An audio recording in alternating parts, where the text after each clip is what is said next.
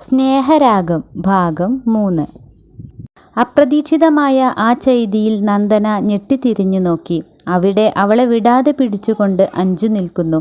പേടിപ്പിച്ചു കളഞ്ഞല്ലോടി. നന്ദന ശബ്ദം താഴ്ത്തിക്കൊണ്ട് പിറുപിറുത്തു. പിള്ളേരേക്കാൾ കഷ്ടാണല്ലോ രണ്ടുപേരും. അവരെ ശ്രദ്ധിച്ചിരുന്ന ഭരത് ഇരുവരുടെയും അരികിലേക്ക് വന്നുകൊണ്ട് പറഞ്ഞു. അല്ലേലും ഇവൾ ഇങ്ങനെ തന്നെയാ. നന്ദന മുഖം വീർപ്പിച്ചു. അറ്റൻഡൻസ് രജിസ്റ്റർ എടുത്തു. നീ അറ്റൻഡൻസ് എടുക്കുകയാണെങ്കിൽ എൻ്റെ പിള്ളേരുടെ കൂടെ എടുക്ക്. അതും പറഞ്ഞ് അഞ്ജു സ്റ്റുഡൻസിൻ്റെ അരികിലേക്ക് പോയി. ലഞ്ച് ബ്രേക്ക് സമയത്ത് ഓരോ സെക്ഷനായാണ് എല്ലാവരും ഫുഡ് കഴിക്കാൻ പോകാറുള്ളത്. നന്ദനയും അഞ്ജുവും അജിതയുമാണ് ഒരുമിച്ച് കഴിക്കാറ്. അജിത അക്കൗണ്ടിംഗ് ആണ് പഠിപ്പിക്കുന്നത്, അഞ്ജു DTPയും. ഓരോ വിഭാഗത്തിനും സെപ്പറേറ്റ് സ്റ്റാഫ് റൂമുണ്ട്. Fashion designing, craft, spoken English അങ്ങനെ എല്ലാ വിഭാഗത്തിനും സ്റ്റാഫ് റൂമുണ്ട്. Onam celebration, new year celebration, annual day ഇവയെല്ലാം ഹബ്ബിൽ നടത്താറുണ്ട്. അപ്പോൾ എല്ലാവരും സ്റ്റാഫും സ്റ്റുഡൻസും എല്ലാം ഒരുമിച്ച് കൂടും. പതിവ് പോലെ മൂവർ സംഘം ഭക്ഷണം കഴിക്കാനായി പോയി. ഭരത്തും കൃഷ്ണപ്രിയയും വിജയും ഒരുമിച്ചാണ് ഭക്ഷണം കഴിക്കാറുള്ളത്. വിജയ് പൊതുവെ എല്ലാ സബ്ജക്റ്റും എടുക്കും. കൃഷ്ണപ്രിയ ഫോട്ടോഷോപ്പാണ് എടുക്കുന്നത്. എടി, 10-ാം തീയതി ആയിട്ടും ഇതുവരെ സാലറി ഒന്നും കിട്ടിയില്ലല്ലോ. അഞ്ജു ആവലാതിപ്പെട്ടു. നിനക്ക് സാറിനോട് ചോദിക്കാമായിരുന്നില്ലേ? അജിത ചോദിച്ചു. മാധവൻ സാറാണെങ്കിൽ എല്ലാം കറക്റ്റായേനെ. ഇനി പ്രകാശ് സർ സാലറിയുടെ കാര്യം മറന്നോ ആവോ? അഞ്ജു സംശയം പ്രകടിപ്പിച്ചു. സ്റ്റുഡൻസിൻ്റെ കയ്യിൽ നിന്നും fees, exam fee, admission fee അങ്ങനെ പലതും വാങ്ങിയിട്ടില്ലേ? അതിനൊന്നും ആർക്കും ഒരു മറവിയുമില്ല. പിന്നെ ഇതെങ്ങനെയാണാവോ മറക്കുന്നത്? നന്ദന പറഞ്ഞു. ആ ഭരത്തിനും വിജയ്ക്കും സാലറിയുടെ കാര്യത്തിലൊന്ന് സ്ട്രിക്റ്റായി പറഞ്ഞൂടെ? ഇനിയിപ്പോൾ നമ്മൾ ചെന്നാൽ പിന്നെ വേറെ സംസാരമാവും ഉണ്ടാവുക, നന്ദന അഭിപ്രായപ്പെട്ടു. അതും ശരിയാണ്. അങ്ങേരുടെ കല്യാണം കഴിഞ്ഞിട്ടില്ലേ? അജിത തിരക്കി. ഇല്ലെന്നാ തോന്നുന്നേ. ആരും ഇവിടെ പറഞ്ഞു കേട്ടില്ല. സാലറി കിട്ടിയിട്ട് ഒരു 100 കൂട്ടം കാര്യങ്ങളുണ്ട്. നമ്മളിവിടെ ഫ്രീ ആയിട്ട് പഠിപ്പിക്കാനൊന്നും വന്നതല്ലല്ലോ, അഞ്ജു പറഞ്ഞു. ഇന്ന് എന്തായാലും കിട്ടുമായിരിക്കും. ഇന്ന് തീയതി 10 അല്ലേ? 10-നുള്ളിൽ തരാമെന്ന് മാധവൻ സാർ ഉറപ്പ് പറഞ്ഞിരുന്നതാണല്ലോ.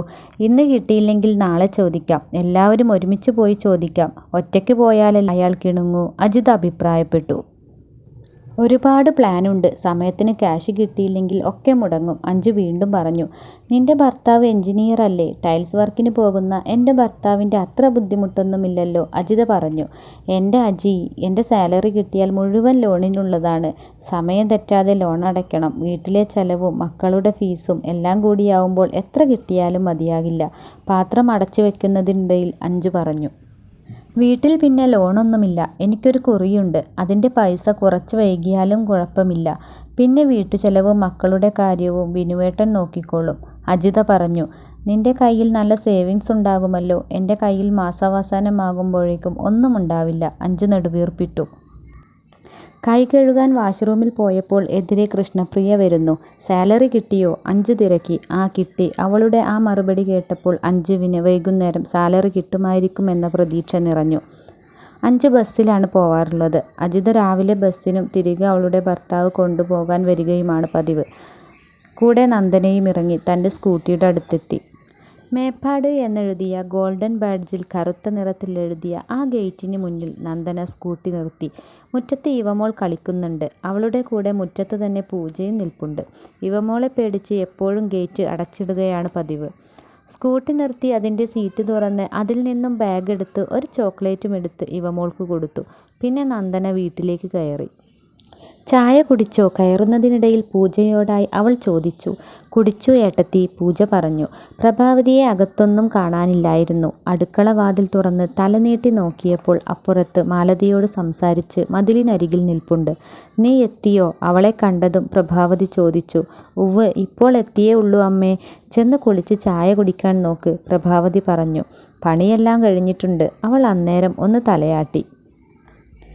എന്നും ഈ സമയത്താണോ വരാറ്? അവളോടായി മാലതി ചോദിച്ചു. അവൾ തലകുലുക്കി. അർജുൻ വരാറില്ലേ? നീ ആകെ ക്ഷീണിച്ചു പോയല്ലോ, മാലതി പറഞ്ഞു. അവൻ ശനിയാഴ്ച വരും. പിന്നെ ക്ഷീണം ഇവിടുത്തെ പണികൾ ചെയ്തിട്ടൊന്നുമല്ല, അവിടെ ചെന്ന് വായിട്ടലയ്ക്കുകയല്ലേ, അതിൻ്റെയാ. ഇവിടെ മലമറിക്കണ പണിയൊന്നുമല്ല, അവൾ മറുപടി പറയും മുമ്പേ പ്രഭാവതി കയറി പറഞ്ഞു. അവൾക്കാണ് ജോലിക്ക് പോകുന്നത് ഇഷ്ടം. അവളുടെ മാത്രം താല്പര്യമാണ്. അല്ലാതെ അവൾ ജോലിക്ക് പോയിട്ടൊന്നും വേണ്ട ഇവിടെ ചെലവ് കഴിയാൻ, പ്രഭാവതി തത്വം പറയുന്നത് പോലെ ബാക്കി കൂടി കൂട്ടിച്ചേർത്തു. ഓ അത് പിന്നെ എനിക്കറിയാലോ, മാലതി ചെറുചിരിയോടെ പറഞ്ഞപ്പോൾ പ്രഭാവതിയുടെ മനസ്സ് നിറഞ്ഞു. ആ സംസാരം കേൾക്കാൻ നന്ദനയ്ക്ക് താല്പര്യമില്ലാത്തതുകൊണ്ട് തന്നെ അവൾ മുറിയിലേക്ക് പോന്നു. അവൾ കുളിക്കാനായി ഡ്രസ്സ് എടുത്ത് വാഷ്റൂമിലേക്ക് കയറി. കുളി കഴിഞ്ഞിറങ്ങി മുടിയിലെ വെള്ളം നന്നായി തോർത്തി ടവൽ കൊണ്ട് ചുറ്റിവെച്ച് അവൾ അടുക്കളയിലേക്ക് പോയി.